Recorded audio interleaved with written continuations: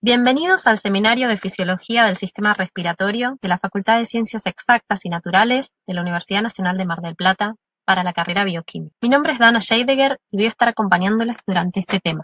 El sistema respiratorio está compuesto por el tracto respiratorio superior e inferior, que se compone de las fosas nasales, la laringe, la tráquea, los bronquios y los bronquiolos, y también de los pulmones. El tracto respiratorio inferior sería los pulmones y los bronquios. La tráquea es un tubo que posee anillos cartilaginosos en forma de C que evitan el colapso de esta, y por la parte posterior poseen una pared muscular. Se continúa con los bronquios principales, derecho e izquierdo, que ingresan luego a los respectivos pulmones. Aquí tenemos los bronquios principales, que a su vez se van a dividir en los bronquios lobares. Este bronquio que está aquí se va a dividir en el bronquio lobar superior derecho, el bronquio lobar medio y el bronquio lobar inferior derecho. O sea que el pulmón derecho va a tener 3 lóbulos y el pulmón izquierdo va a tener 2 lóbulos. El bronquio principal izquierdo se va a dividir entonces en un bronquio lobar superior izquierdo y un bronquio lobar inferior izquierdo. A su vez, los bronquios lobares luego se van a ir dividiendo de 2 en 2 para formar los bronquios segmentarios, los bronquios subsegmentarios mayor y subsegmentario menor. Como vemos en este gráfico, tenemos el bronquio segmentario, bronquio subsegmentario mayor, bronquio subsegmentario menor. Van a seguir dividiéndose de 2 en 2 y se van a formar los bronquiolos terminales.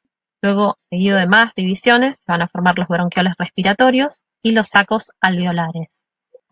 Entre la tráquea y los sacos alveolares, las vías respiratorias se dividen aproximadamente unas 23 veces.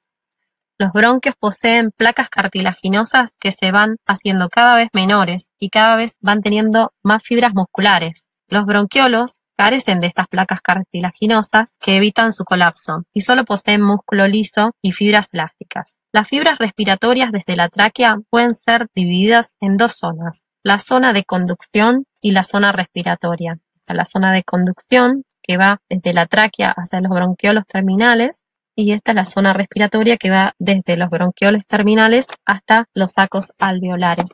A su vez, los sacos alveolares están compuestos por muchos alveolos pulmonares. Este es el lugar en donde se produce el intercambio gaseoso, junto con los bronquiolos respiratorios, los conductos alveolares y los sacos alveolares. La unidad respiratoria, también denominada lobulillo respiratorio, está formada por un bronquiolo respiratorio, los conductos alveolares, los atrios y los alveolos. Se considera que hay 300 millones de alveolos en los pulmones, es un montón. Otro aspecto importante que debemos repasar es la circulación pulmonar. Tenemos una circulación mayor o sistémica que va desde el ventrículo izquierdo a las arterias, a la arteria aorta, sus ramificaciones. Acá tenemos el ventrículo izquierdo, la aorta ascendente, el callado aórtico, luego vamos a tener ramas de la aorta descendente, torácica, seguimos con la aorta abdominal, más abajo obviamente, y a su vez de la aorta van a salir otras arterias que se van a dividir en arteriolas y van a ir a los tejidos periféricos. Los tejidos periféricos van a irrigar a estos tejidos por medio de lechos capilares y en los lechos capilares luego van a volver por las venas postcapilares, van a formar venas más grandes y van a drenar en la vena cava ascendente y descendente. Luego, las dos venas cavas ascendente y descendente van a entrar por la aurícula derecha, que vemos acá, y allí terminamos el circuito mayor o la circulación sistémica. Luego tenemos la circulación menor o pulmonar, que va a empezar en el ventrículo derecho. Va a salir una gran vena que se llama tronco pulmonar, que se va a dividir cuando sale del corazón siempre se llama arteria. Entonces, cuando salimos del ventrículo derecho vamos a tener el tronco pulmonar, que es una arteria, se va a dividir en la arteria pulmonar izquierda y la arteria pulmonar derecha, que van a ir a los respectivos pulmones. Una vez dentro de los respectivos pulmones, estas arterias se van a capilarizar y van a formar los lechos capilares que recubren los alveolos, como se ve en esta imagen de aquí, y luego van a volver por las venas postcapilares, vénulas postcapilares hacia las venas, van a drenar en las venas pulmonares, que vamos a tener 4, 2 del lado derecho, 2 del lado izquierdo, que van a ir a desembocar en la aurícula izquierda. Y así terminamos lo que es la circulación menor. Un detalle importante es que el pulmón recibe sangre desoxigenada, la cual se oxigena al pasar por los alvéolos. Hay otro tipo de circulación que irriga el sistema respiratorio, y este sistema es a partir de las arterias bronquiales que salen de la aorta. Las ramas de estas arterias van a ir a irrigar a la tráquea, a los bronquios, los bronquiolos terminales, la pleura y los ganglios ciliares. La sangre que proviene de esta región luego va a drenar en vénulas que confluyen para formar venas bronquiales y las cuales van a drenar en las venas ácidos que luego drenan en la vena cava. Una vez entendiendo cómo se produce la circulación pulmonar, debemos entender cómo se produce el intercambio gaseoso. Para esto, vamos a estudiar cómo se produce la difusión de los gases entre la fase gaseosa de los alvéolos y la fase disuelta de la sangre pulmonar. La difusión neta está determinada por la diferencia entre las presiones parciales. Ocurre entonces que hay más moléculas que difundirán hacia la sangre que en otra dirección, o sea, desde los alvéolos difundirán en dirección neta hacia la sangre. Por otro lado, si la presión parcial del gas es mayor en el estado disuelto de la sangre, como ocurre con el dióxido de carbono, que en el alvéolo, la difusión neta se dirigirá hacia la fase gaseosa de los alvéolos. Cuando la presión parcial de un gas es mayor en una zona que en otra zona, habrá una difusión neta desde las zonas de mayor presión hacia la zona de presión más baja. ¿Cuáles son los factores que afectan la difusión o la velocidad de difusión de los gases? En el caso de los líquidos, estos factores son, por un lado, la solubilidad del gas en el líquido. Por otro, el área transversal del líquido, ¿sí? La superficie.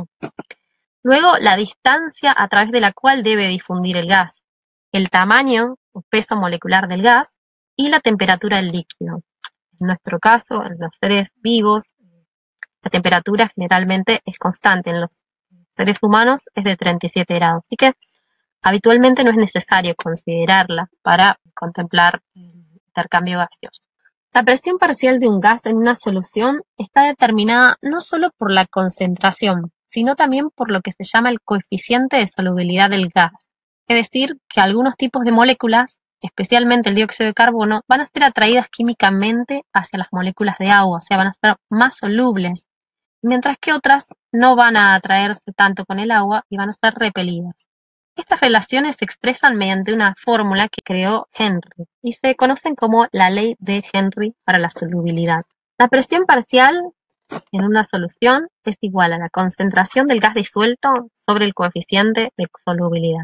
Podemos ver que el dióxido de carbono tiene una mayor solubilidad de aproximadamente 20 veces que la del oxígeno. Aquí tenemos los factores que afectan la velocidad de difusión en una fórmula. Esta es la difusión, esta es la diferencia de presiones que va a haber en los dos extremos del trayecto en el cual van a difundir los gases. A es el área transversal, S es la solubilidad del gas, D va a ser la distancia que difunda y esta es la raíz cuadrada del peso molecular del gas en particular. Esta tabla que está aquí son los coeficientes de difusión relativos, o sea, considerando que el oxígeno vale 1, el dióxido de carbono vemos que tiene un coeficiente de 20 veces, quiere decir que el dióxido de carbono difunde mucho más rápido que lo que difunde el oxígeno, en alrededor de 20 veces. ¿Cómo se produce la difusión de gases ahora a través de los tejidos? Ahora, hace un ratito dijimos cómo se producían a través de un líquido. Bueno, ahora a través de los tejidos, los gases importantes en la fisiología respiratoria son todos muy solubles en los lípidos, por lo cual se solubilizan fácilmente en las membranas celulares. La principal limitación al movimiento de los gases en los tejidos es la velocidad a la que los gases pueden difundir a través del agua tisular, en lugar de a través de las membranas celulares. Esta gran solubilidad que tienen en lípidos hace que la limitante principal para la difusión sea la parte donde difunden a través del agua. Entonces, la difusión de los gases a través de los tejidos y a través de las membranas respiratorias es casi igual a la difusión de los gases en el agua, porque ese es el paso limitante de la velocidad. Ahora, ¿qué es la membrana respiratoria que venimos hablando? Bueno, la membrana respiratoria está constituida por distintas capas. Las paredes alveolares son muy delgadas y entre los alvéolos hay una red casi sólida de capilares interconectadas. O sea, hay muchos capilares que están anatomosados rodeando a los alvéolos, recubriéndolos. El flujo de sangre a través de la pared alveolar es casi como una lámina o un lecho de sangre que fluye. los gases alveolares están muy próximos entonces a la sangre de los capilares pulmonares. Esto favorece el intercambio gaseoso. En este gráfico se ven estos lechos capilares, es una micrografía. Acá vemos alvéolos, ¿sí? Estas son las células alveolares y los capilares. Se pueden ver, bueno, acá hay un vaso linfático y una vena grande y una arteria. Todas las membranas juntas se van a conocer de forma colectiva como la membrana respiratoria, también denominada membrana pulmonar, ¿sí? O sea, cuando hablamos de la membrana alveolo capilar en cada zona, cuando hablamos de todas ellas juntas, vamos a hablar de una membrana pulmonar o membrana respiratoria. El intercambio gaseoso entre el aire alveolar y la sangre pulmonar se produce a través de las membranas de todas las porciones de los pulmones, no solo de los alvéolos, ¿sí? Como habíamos visto, de la zona esta que se llamaba zona respiratoria, ¿sí? Desde los bronquiolos respiratorios hasta los sacos alveolares y los alvéolos. Aquí tenemos otro esquema de la membrana alveolar, en donde se muestra el intersticio, los capilares, el endotelio capilar, los neumocitos tipo 2 y los neumocitos tipo 1. ¿Cuáles son las capas de la membrana respiratoria o membrana alveolo capilar? Por un lado vamos a tener aquí el alveolo y aquí la sangre de los capilares. Si pensamos en todas las capas que tiene que atravesar un gas, desde el alveolo hasta la sangre, lo que vamos a observar es que primero vamos a tener una capa de líquido surfactante dentro del alveolo, luego vamos a tener la capa de líquido surfactante, luego vamos a tener las células alveolares, el epitelio alveolar, que vamos a tener neumocitos tipo 1 y tipo 2, luego vamos a tener la membrana basal del epitelio alveolar, tenemos el intersticio y luego vamos a tener la membrana basal del endotelio y el endotelio capilar. Entonces, la difusión del oxígeno a la sangre tiene que atravesar todas estas capas, ¿sí? Lo mismo pasa con el dióxido de carbono para salir desde los eritrocitos de la sangre hasta el aire alveolar. ¿Qué factores influyen en la velocidad de difusión gaseosa a través de la membrana respiratoria? Bueno, esto es parecido a lo que sucede con la velocidad de difusión en el líquido. O sea, aquí va a ser muy importante el grosor de esta membrana. Esto es importante que lo tengan en cuenta en el futuro cuando vean las patologías relacionadas con el engrosamiento de esta membrana, porque esto va a disminuir la difusión y el intercambio gaseoso. Luego vamos a tener el área superficial de la membrana. Otro factor importante va a ser el coeficiente de difusión del gas en la sustancia de la membrana, no en el líquido acuoso, sino en esta sustancia. La diferencia de presión parcial del gas entre los dos lados de la membrana, ¿sí? Siempre es importante esta diferencia de presión. Y podemos ver que hay ciertas patologías que están asociadas, como habíamos dicho, a el aumento del grosor de la membrana respiratoria. Una de ellas es el edema, ¿sí? La acumulación de líquido en el intersticio, y la fibrosis, ¿sí? Todas estas dos patologías lo que van a hacer es producir un aumento en el grosor de la membrana respiratoria y en consecuencia van a tener una disminución en la difusión que les puede llevar a una insuficiencia con el tiempo respiratoria. Otra enfermedad que está relacionada, pero en este caso con el área superficial de la membrana respiratoria, es el enfisema. Y por otro lado tenemos la resección de todo un pulmón. Estas dos patologías van a afectar a la difusión por medio de la disminución de la superficie por la cual va a atravesar el gas. Como esta superficie va a ser menor, entonces vamos a tener una menor capacidad de difusión a través de la membrana. Vamos a entender ahora cómo se produce el transporte de oxígeno en la sangre. El oxígeno que se encuentra en los alvéolos pulmonares a una presión de oxígeno de aproximadamente 104 milímetros de mercurio difunde a favor del gradiente de presión hacia la sangre capilar. Para esto debe atravesar una membrana alvéolo capilar, como habíamos dicho, la cual es muy importante en el proceso de difusión de oxígeno, ya que de acuerdo al grosor de esta, y su integridad, se va a afectar la velocidad con la que el oxígeno difunde a través de ésta.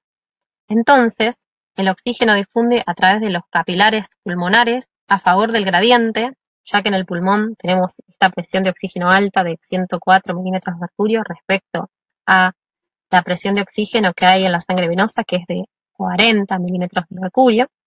Dentro de este capilar, el oxígeno se va a unir a la hemoglobina, la cual tiene una gran afinidad por el oxígeno en los alvéolos, por lo cual la hemoglobina entonces se va a saturar con oxígeno. La velocidad de difusión del oxígeno va a ser lo suficientemente rápida para que la sangre que pasa por los capilares pulmonares al atravesar los lechos alveolares se sature de oxígeno en un solo paso. O sea que con cada paso se va a saturar aproximadamente en un 97% la hemoglobina. Acá tenemos este capilar y por aquí, cuando circula la sangre, lo que vemos es que se produce este intercambio gaseoso en el cual la sangre se satura con oxígeno. Esto pasa en los pulmones, donde hay una alta presión de oxígeno. Luego de atravesar los capilares alveolares, la sangre oxigenada sale por las vénulas, los capilares, y va a las venas pulmonares, y se dirige luego a la aurícula izquierda. Allí va a recibir sangre venosa que viene de lo que se llama la derivación pulmonar o cortocircuito pulmonar. Esta sangre es sangre que no produjo un intercambio gaseoso, sino que no pasó por un lecho capilar pulmonar, por lo cual no es rica en oxígeno. Esto va a diluir la oxigenación de oxígeno que hay en la sangre arterial sistémica, por lo cual esta sangre va a salir del corazón a aproximadamente una presión de 97 milímetros de mercurio. Luego la sangre que sale del corazón, del ventrículo izquierdo, va a viajar por la circulación sistémica hacia los capilares periféricos de los tejidos, donde se va a producir nuevamente este intercambio gaseoso, perdiendo oxígeno y tomando dióxido de carbono. Una vez que llegamos a los tejidos periféricos, la sangre va a llegar a los lechos capilares con una presión de oxígeno de 95 milímetros de mercurio.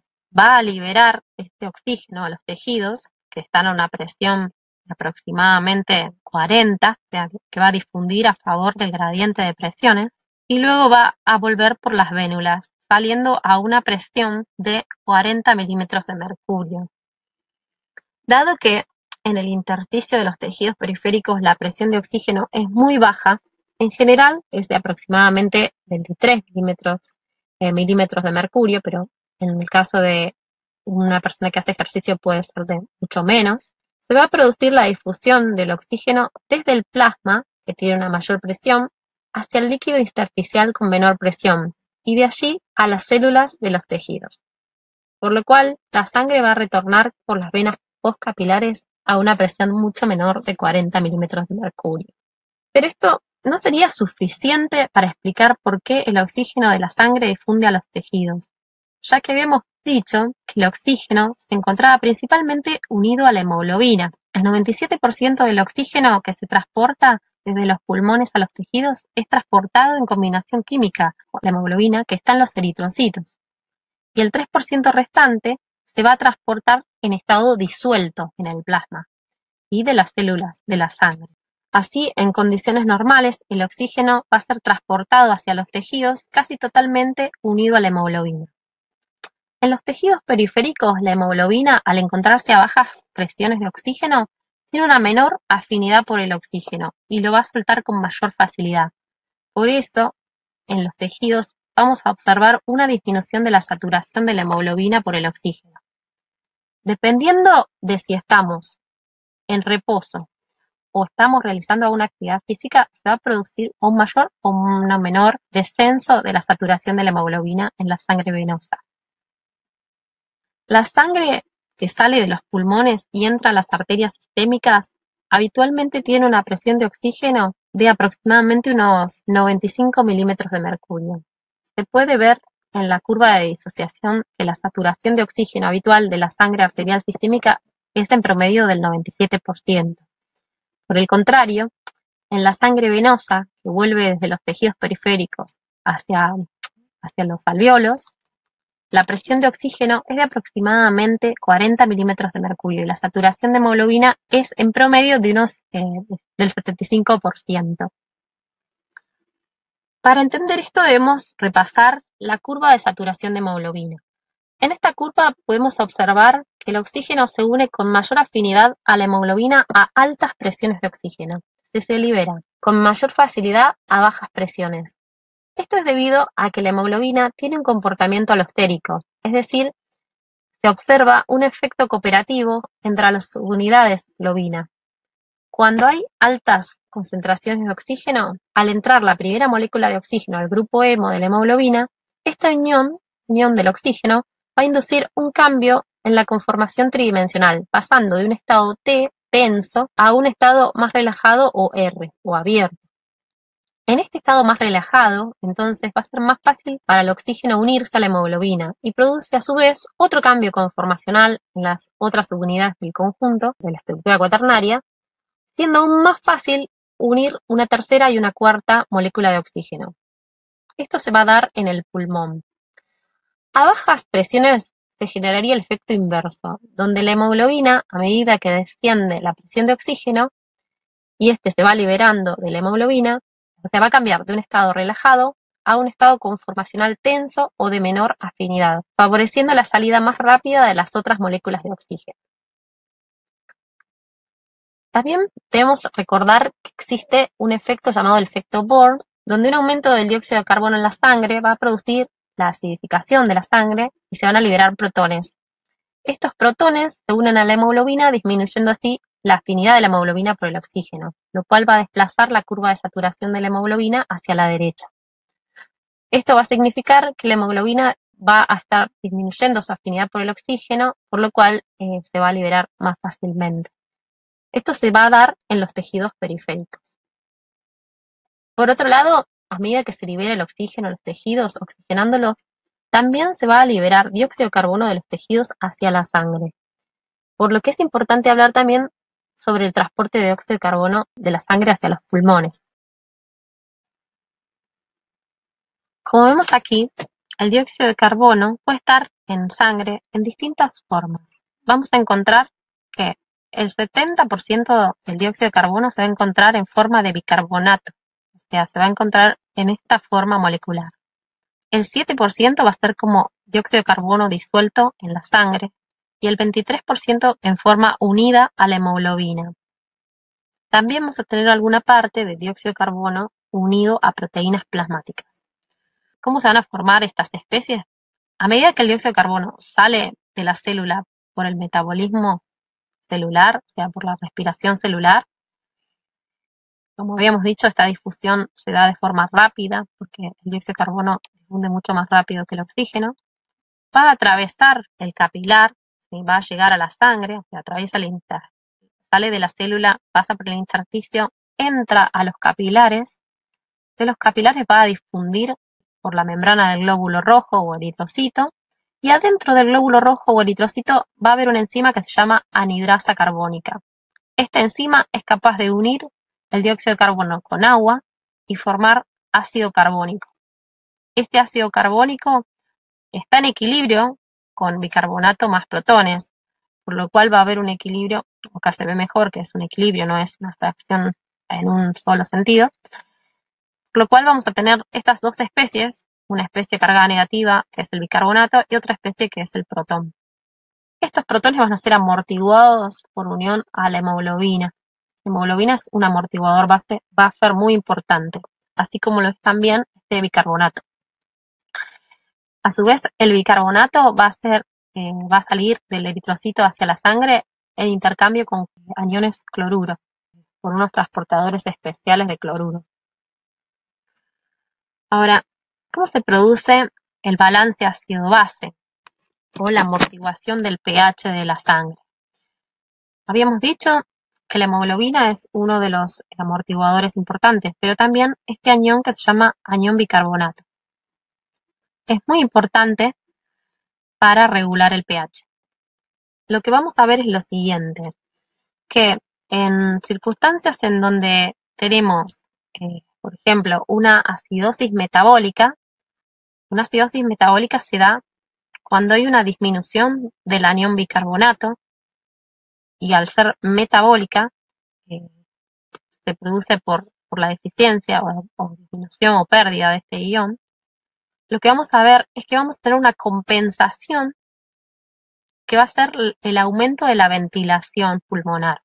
O sea, nosotros, al tener una disminución del bicarbonato, lo que vamos a tener es un pH bajo y una disminución del pH sanguíneo. Esta disminución del pH va a ser por debajo de 7,35, que es el límite inferior.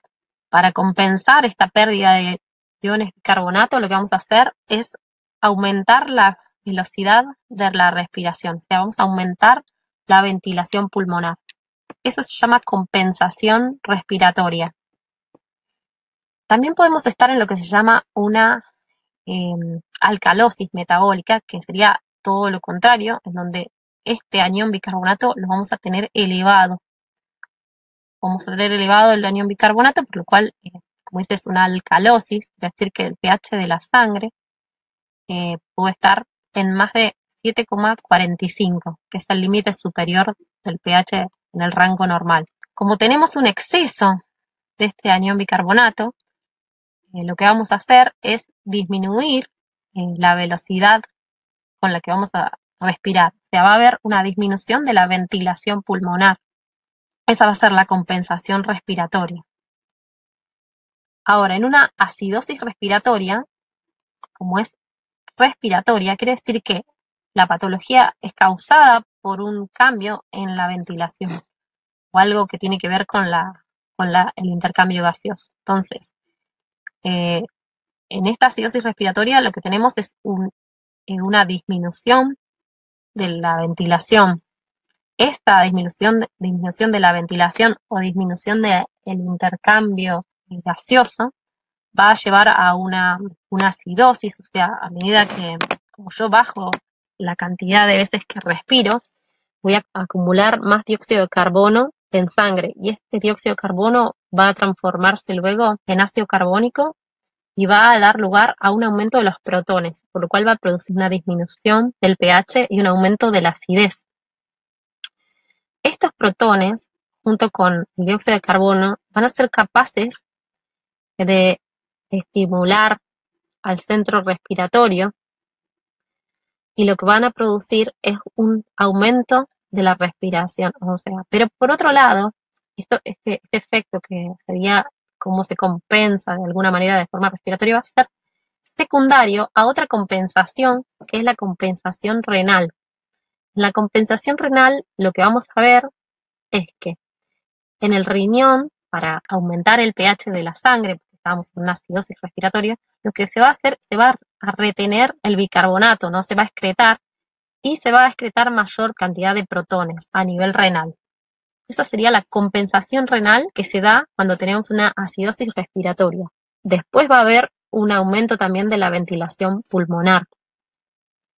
Luego, cuando tenemos una alcalosis respiratoria, como viene el término acá, alcalosis, es que pH alcalino, o sea, vamos a tener un pH mayor a 7,45, como habíamos dicho, el límite superior es 7,45, por una causa de tipo respiratorio primaria o un problema de intercambio gaseoso, en el cual la compensación también va a ser renal. Siempre que tenemos un problema que inicia de forma respiratoria, se compensa de forma renal. Y un problema que inicia con una causa metabólica se va a compensar de forma respiratoria. Entonces, en esta alcalosis respiratoria lo que vamos a tener es que disminuir el pH, porque tenemos un pH elevado.